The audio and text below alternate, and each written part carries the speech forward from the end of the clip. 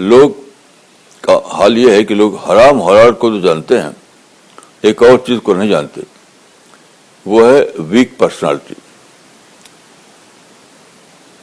Weak personality میں سمجھتا ہوں کہ بہت ہی زیادہ ڈساسٹرس ہے ہر آدمی کے لیے۔ ویک پرسنالٹی کیا ہے؟ مثال کے طور پر آپ جب کسی سے رپورٹ کریں تو کسی بات کو گھٹائیں، کسی بات کو بڑھائیں، یعنی آپ کے موافق جو بات ہے اس کو تو بڑھائیں، جو چیز آپ کے خلاف جا رہی ہے اس کو گھٹائیں۔ ایسے ویک پرسنالٹی ڈیولپ ہوتی ہے آپ کے اندر۔ اس طرح کی بہت سی مثالیں ہیں۔ تو آدمی چاہیے کہ وہ ایز اٹ از بولے، پرنسپل کے مطابق زندگی گزارے،